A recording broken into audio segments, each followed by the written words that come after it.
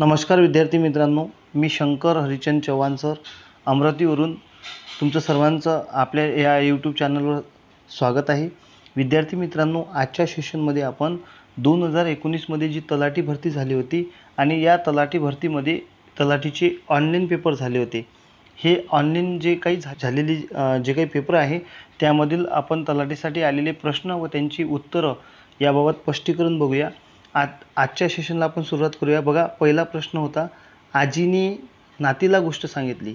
या वाक्यातील कर्ता ओळखायचा आहे, म्हणजे आपल्याला आधी प्रश्न समजला पाहिजे। यामध्ये तुम्हाला वाक्यातील काय विचारलं गेलं आहे, तर कर्ता कोणता आहे हा प्रश्न तुम्हाला दिला गेला आहे। मग मित्रांनो, वाक्य काय आहे, आजीने नातीला गोष्ट सांगितली। तर यामध्ये क्रियापद कोणतं आहे, सांगितली, म्हणजे सांगितली हा शब्द क्रियापद आहे। आपल्या सर्वांना माहीत आहे क्रियापदामध्ये सांगणे का हा धातू आहे मित्रांनो। सांग हा शब्द इथं काय धातू आहे। मग आपण वाक्यात कर्ता कसा शोधत असतो, वाक्यातील क्रियापदातील धातूला नारा नारी प्रत्यय जोडतो आणि कोणने प्रश्न जर केला तर वाक्यात कर्ता सापडत असते। मग आता सांगणारी कोण या वाक्यात, तर सांगणारी कोण आहे, इथं आजी आहे। म्हणून या वाक्यामध्ये तुमचं क्रिया करणारा कोण आहे, मग आजी। म्हणून यामध्ये दिलेला पहिलाच पर्याय होता आजी। हा तुमचा आजी हा शब्द तुमचा या प्रश्नाचं काय योग्य आन्सर होतं। मित्रांनो, या वाक्याला समजून घेऊ आपण। हा रिपीट होऊ शकते बघा, आजीने नातीला, म्हणजे किंवा तुम्हाला विभक्ती विचारू शकते। या वाक्यात आजी हा काय झाला, मग कर्ता झाला। आजी हा शब्द काय झाला, मग कर्ता झाला, येत्या लक्षामध्ये। आणि मग काय सांगितली, तर गोष्ट। म्हणून या वाक्यामध्ये गोष्ट हा तुमचा काय होऊन जाईल, कर्म होऊन जाईल। आणि कोणाला म्हटलं की नातीला, मग नाती हा काय होऊन जाईल, अप्रत्यक्ष कर्म। म्हणून या प्रश्नाचा आन्सर आपण आजी हा शब्द सांगितला होता। तर अशाच प्रकारे दुसरा प्रश्न बघूया आपण। बघा, दुसरा प्रश्न होता मित्रांनो, मी चाकूने पेन्सिल तासली। या वाक्यातील करणदर्शक पद ओळखायचं होतं, म्हणजे करण हा काय आहे, इथं तृतीय विभक्तीचा प्रत्यय दिला, आपल्याला लक्षात आलेला आहे। आणि तृतीय विभक्ती म्हटलं का तृतीय विभक्तीमध्ये करण हा कारकार्ता आहे मित्रांनो, पण याचा जो विभक्तीचे प्रत्यय असते तृतीयामध्ये, ते कोणते प्रत्यय असते, तर पहिलं एकवचनामध्ये एखाद्या शब्दाला ने लागते किंवा ने य शी, हे एकवचनी प्रत्यय झाले तृतीयचे, ठीक आहे। आणि अनेक वचनामध्ये काय असते, मग नि असतो, नि किंवा शी, नि शी किंवा मग यी किंवा मग ही। तर यापैकी कोणताही प्रत्यय ज्या शब्दाला राहते त्याची विभक्ती आपण तृतीय सांगत असतो। आणि या वाक्यामध्ये मी चाकूने पेन्सिल तासलीमध्ये कोणाला प्रत्यय लागून आलेला आहे, चाकू या शब्दाला ने लागून आलेला आहे, ठीक आहे। म्हणून तुमचं या वाक्यामध्ये करण दाखवणारा पद कोणता आहे, पर्याय नंबर 2। म्हणून आपला आन्सर काय आहे, पर्याय नंबर 2। कळलं मग हा, ठीक आहे। त्याच्यानंतर मित्रांनो आपण पुढच्या प्रश्नाकडे वळूया, ठीक आहे। प्रश्न क्रमांक 3, अचूक पर्याय ओळखा, ठीक आहे। याच्यामध्ये तुम्हाला काही पर्याय दिले गेले होते। तर याच्यामध्ये पहिला दिलेला आहे, पात्र म्हणजे योग्य किंवा नाटकातील भूमिका। दुसरा पर्याय दिला आहे, वर म्हणजेच दिव्याची वात किंवा एक विकार। आणि तिसरा दिला आहे, माया म्हणजेच मोह किंवा मत्सर। आणि चौथा आहे, वाणी म्हणजे मुलगा किंवा जीभ। तर वाणी म्हणजे मुलगा तर होतच नाही, आपल्याला माहीत आहे, म्हणजे हे कटली, म्हणजे यामध्ये सरळ सरळ नाही का 2, 3, 4 हे पर्याय कटले, म्हणजे तुमचं या प्रश्नाचं योग्य आन्सर आहे पात्र म्हणजे योग्य होते। आणि पात्र म्हणजेच मित्रांनो काय होतो, नाटकातील एक भूमिका, म्हणजे तो पात्र स्वीकारलं असं आपण म्हणतो ना, एखादं कोणतं बी अभिनेत्याचं असेल किंवा मग वेगवेगळी भूमिका धारण करणाऱ्यालाही आपण पात्र म्हणतो। म्हणून नाही का पर्याय नंबर 1 याचा योग्य आन्सर आहे, ठीक आहे। त्याच्यानंतर बघूया प्रश्न क्रमांक 4, खालीलपैकी कोणत्या वाक्यात संबोधन विभक्ती आहे। आता संबोधन ही आपली मराठीमधील कोणती विभक्ती आहे मित्रांनो, 8व्या विभक्तीचं नाव आहे आपल्या संबोधन, ठीक आहे। तर मग हे लक्षात ठेवायचं आता आपण की संबोधन म्हणजे थोडक्यात काय आहे। यामध्ये बघूया, मुलांनो नेहमी हसत राहा। तर पहिल्याच वाक्यामध्ये तुम्हाला इथं मुलांनोमध्ये अनेक गोष्टी वापरून नाही का काय म्हटलं गेलं आहे, मुलांनो म्हणजे इथं नो हा प्रत्यय लागला आहे। दुसरं आहे, मुलांना खाऊ पाहिजे, ठीक आहे। नंतर आहे, मुलांशी संवाद साधा। आणि चौथा ऑप्शन आहे, मुलांची कवायत बघा। याच्यामध्ये तुमचं मग योग्य आन्सर काय राहणार आहे, पर्याय नंबर 1, मुलांनो नेहमी हसत राहा, ठीक आहे। याच्यामध्ये हा नो प्रत्यय संबोधनचा आहे, म्हणून पर्याय नंबर 1 तुमचा आन्सर होता। प्रश्न क्रमांक 5 होता, पंथी या नामाचे अनेक वचन ओळखा। पंथी, ठीक आहे। पंथीचं अनेक वचन ईकारांत नाम आहे आणि स्त्रीलिंगी नाम आहे मित्रांनो, आपण शिकलेलो आहे आपल्या बॅचमध्ये पण, बरोबर आहे।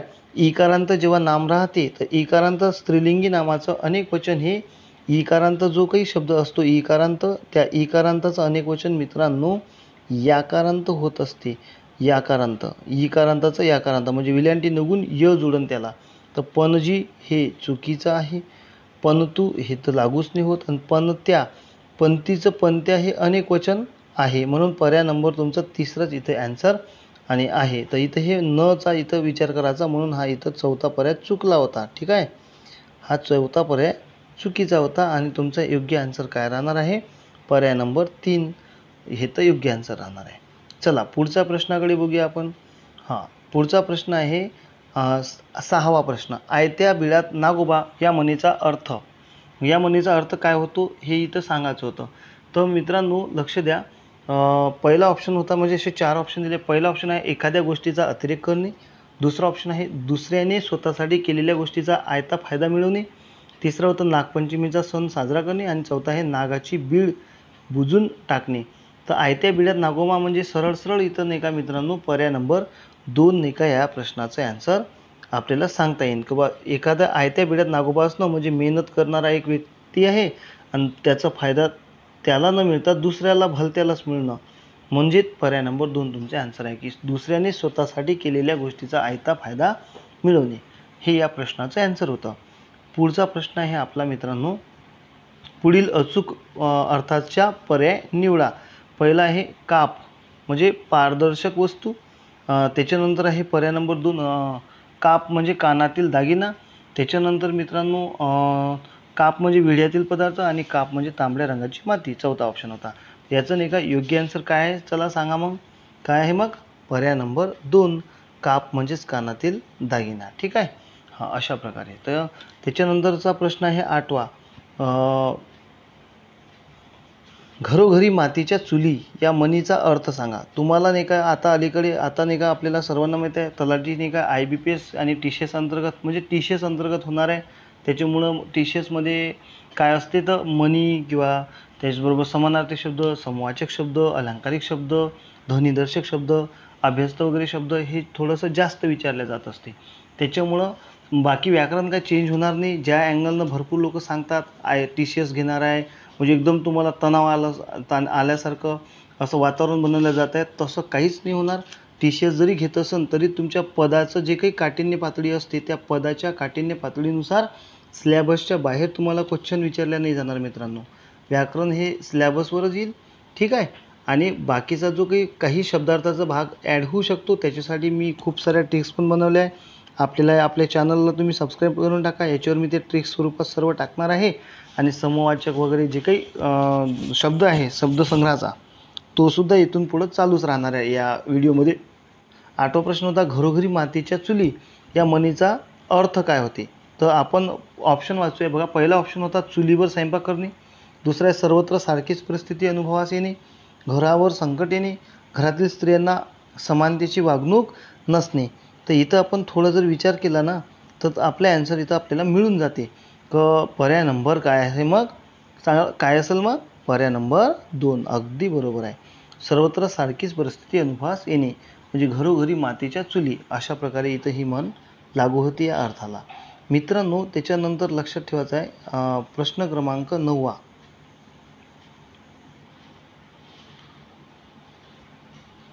आकारांत पुल्लिंगी नामाचे अनेक वचन रिकामी जागा होते.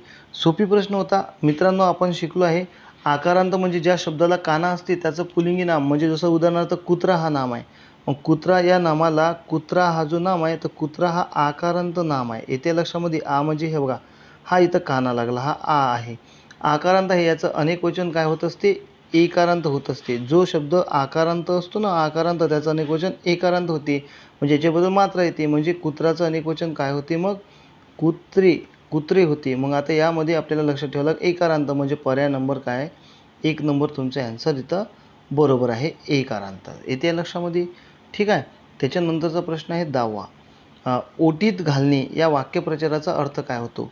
तर मित्रांनो ओटीत घालणे म्हणजे थोडक्यात काय तर आधी ऑप्शन बघूया काय दिलं आहे. सांभाळ करण्याची जबाबदारी देणे.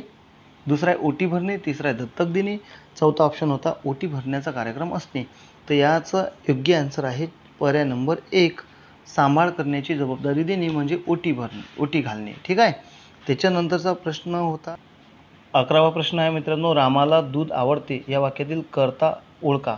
या वाक्यात आपल्याला कर्ता ओळखण्यासाठी सांगितलं गेलं आहे. म्हणजे क्रिया करणारा जो असतो त्याला आपण कर्ता म्हणत असतो. मग आता या वाक्यात आपण जर ॲन्सर की पाहिली तर ॲन्सर कीमध्ये याचे ॲन्सर नाही का राम दिलेला आहे मित्रांनो, राम.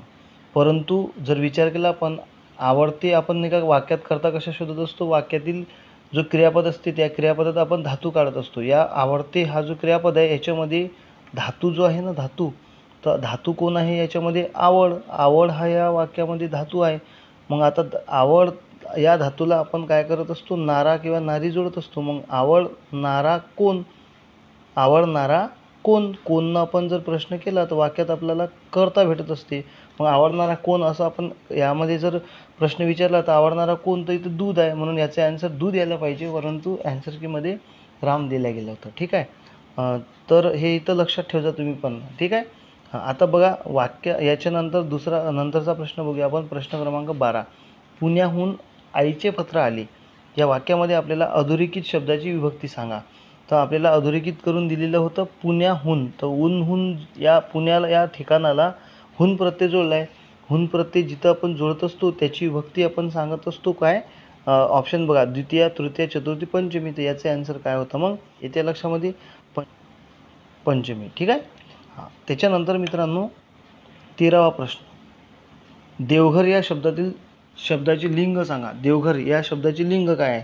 तर मित्रांनो देवघरमध्ये आपल्याला माहीत आहे जुळलेला जेव्हा शब्द असते तर तो सामासिक शब्द आहे. म्हणजे देवघर आहे की तर सामासिक शब्द दिला आहे. अशा सामासिक शब्दाचं लिंग सांगताना आपण नाही का शेवटचा जो शब्द असते त्या शेवटच्या शब्दाच्या लिंगावरून आपण त्या पूर्ण शब्दाचा लिंग ठरवत असतो. देवघर यामध्ये शेवटचा शब्द कोणता आहे, इथं घर हा शब्द आहे. मग ते घर म्हणजे काय आहे, ते घर म्हणजे नपुसकलिंग. म्हणून या प्रश्नाचं ॲन्सर काय आहे, पहिला बघा आधी ऑप्शन बघूया. पहिला ऑप्शन होता उभयलिंग, दुसरा आहे नपुसकलिंग, तिसरा आहे स्त्रीलिंग आणि चौथा आहे पुल्लिंग.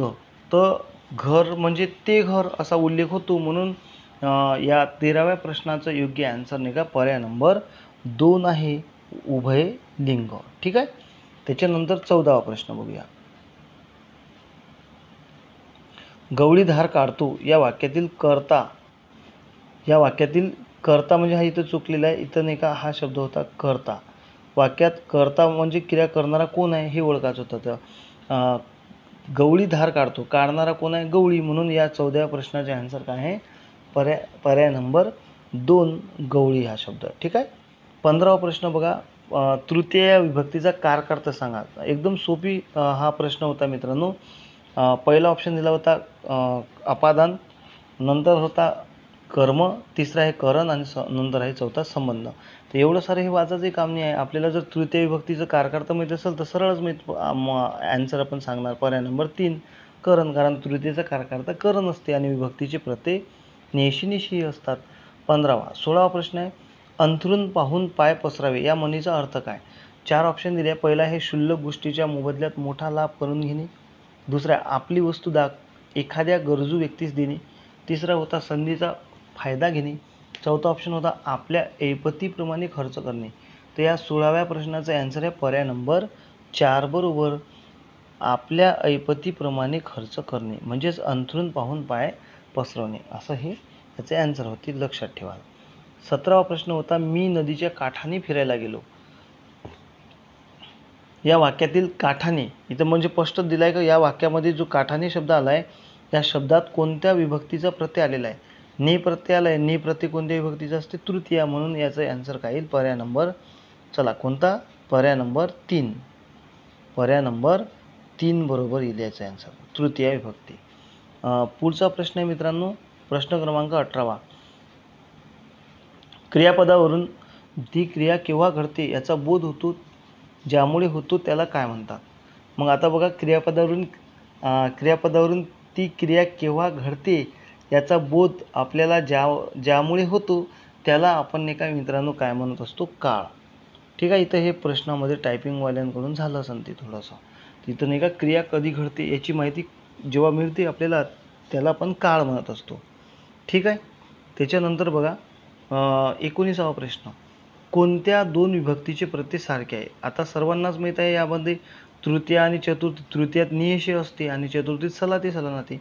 द्वितीयामध्ये सलाती सलानाते आणि चतुर्थीमध्ये सुद्धा सलाती सलानाते. म्हणून तुमचा आन्सर आहे पर्याय नंबर 2. कारण मित्रांनो जे तिसरा ऑप्शन दिला आहे ना आपल्याला, तृतीयात इथं नियेशी येते, षष्टीमध्ये चाचीची येते, इथं चाचीची येते, षष्टीमध्ये चाचीचे ते सप्तमीमध्ये तय्या. मग इथं सारखे राहणार नाही. मग सारखे राहणारी जी काही विभक्ती आहे त्याला म्हणतो आपण द्वितीय विभक्ती आणि चतुर्थी. ठीक आहे. दोन्हीमध्ये सारखे प्रत्यय असतात, ते प्रत्यय असतात सलाते आणि सलानाते. 20वा प्रश्न आहे, जे चकाकते ते सोने नसते. अधोरेखित शब्द कोणत्या सर्वनामाचे प्रकार आहे? याच्यामध्ये अधोरेखित करून दिलेलं होतं तुम्हाला जेला आणि तेला. जे ते हे एकामेकाशी परस्पर संबंध दाखवतात आणि अशा वेळेस यांना आपण म्हणत असतो पर्याय नंबर 2 संबंधी सर्वनाम. म्हणून 2 नंबर तुमचा आन्सर होता. 21वा प्रश्न बघा, डोके खाजवणे या वाक्यप्रचाराचा अर्थ काय होते? तर पहिला ऑप्शन दिला आहे केसात उवा होणे, दुसरा आहे केसात कोंडा होणे, तिसरा ऑप्शन आहे आठवण्याचा प्रयत्न करणे आणि 4 आहे विसरणे. तर याचं चला सांगा काय आहे मग 21चा आन्सर? पर्याय नंबर 3 बरोबर, म्हणजे आठवण्याचा प्रयत्न करणे, पर्याय नंबर 3. त्याच्यानंतरचा प्रश्न आहे 22वा, खालीलपैकी कोणती जोडी विरुद्धार्थी नाही?